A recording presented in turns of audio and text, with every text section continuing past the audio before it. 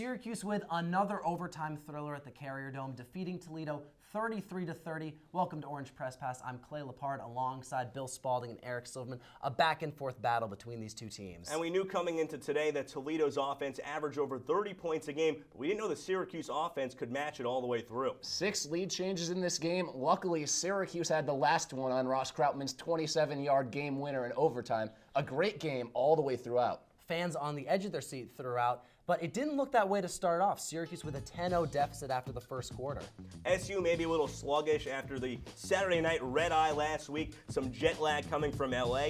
Syracuse didn't have its first scoring till the second quarter, Ryan Nassib finding one of his favorite targets, Nick Provo. Ryan Nassib really taking command of this game, throwing for 213 yards and 2 touchdowns. Especially on the touchdown pass to give Syracuse the fourth quarter lead to Alec Lemon. It was an audible at the line of scrimmage. Nassib saw a blitz, hot-rooted Lemon for a go route towards the end zone, and put a perfectly passed ball in the face of pressure. A great pass from Syracuse's leading quarterback. Now Nassib also having some help from the running game, and for more on that, let's toss it over to Johnny Mangano at the Carrier Dome. It was a Ross Krautman field goal through these uprights that won the game for Syracuse 33-30 today against Toledo, but it was the tandem of Antoine Bailey and Prince Tyson goalie that determined the outcome for today's game. Very important, just coming in from these past three games that we played, I've been pretty much taking the load. So having Prince Tyson to come in there, take a few snaps, and he was running well. He wasn't just in there taking up space, but it gave me a chance to rest. Gave me a chance to talk things over with Coach Wheatley. Kind of see things from the sideline, see what the defense was doing. It wasn't pretty much what I seen. It was pretty much my line. It was just blocking and opening holes. We ran the ball hard today, and he's definitely a speedy little guy. So he was able to break some tackles, make some plays. I mean, that hidden yardage that we had from the running backs. Syracuse moves to 3-1 with a win against Toledo today, and now opens up Big East play next weekend against Rutgers. From the Carrier Dome, I'm Johnny Mangano. Now back to the studio for some more Orange Press Pass.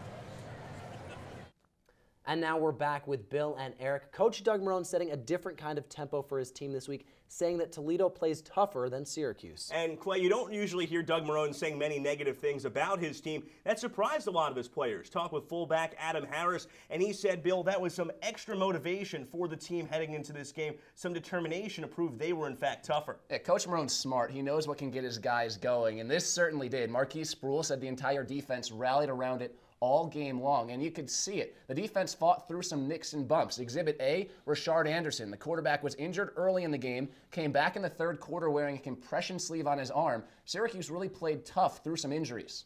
And two of the players that really played tough were the running backs in this one. Syracuse having a notably better running attack as opposed to last week against USC. Yeah, the running game was the focus all week long. Syracuse really wanted to sustain the run, especially against a defense that was similar to Rhode Island a couple weeks ago. That defense was great at shutting down Syracuse, but today the O-line was better, and the two-headed monster, Antoine Bailey and Prince Tyson goalie, did a good job finding the seams. And you mentioned that offensive line. Prince Tyson goalie saying after the game he thanked the O-line for providing some big gaps for him. Those were gaps that weren't there the past few weeks, and that's why Syracuse continued to run the ball throughout the game. Now, this was another close game for Syracuse, another overtime game at the Dome. What does that say about this team going forward, then? I think, Clay, it might just say this team is lucky, particularly look at the final touchdown. Ross Krautman's extra point initially ruled that it was good. Then there was questioning after the officials saying it was good. That might not have been good. That might have been a missed extra point. This game probably wouldn't have gone in the way of Syracuse if that was the case. Just a lucky break. Well, Eric, you always need to have luck to win games, but I also think at the end of a close game, you need to have a winning mentality, and this Syracuse team clearly does. Coach Marrone works on them off the field about how to deal with adversity, and we've seen it 3 times this season. All 3 times Syracuse has answered the bell, been able to overcome adversity. 2 overtime wins, 2-0 in OT. Now, Syracuse and Toledo not the only close game in the Big East. Notre Dame taking on Pittsburgh, and Pittsburgh falling this one despite Notre Dame having 2 turnovers. Tommy Rees goes 8 for 8 on a game-winning drive with 7 minutes left, leading the team 85 yards down the field. Notre Dame wins this one 15-12. And Clay, Tino Sunseri is one of the best quarterbacks in the Big East, but today just lacked the explosive plays, averaging only 5 yards a pass. Pitt just needed some more offense. Well, Eric, I think there's 4 or 5 quarterbacks who would like to challenge your statement that Tino Sinceri is the best quarterback No, I said in the one Big of the East, best. or even one of the best. I think he might even be in the bottom tier. But for Pitt, it's another missed opportunity. The Panthers had a 21-point lead last week on the road in Iowa. This week, a fourth-quarter lead against Notre Dame. They go 0-2 through that stretch. That just can't happen.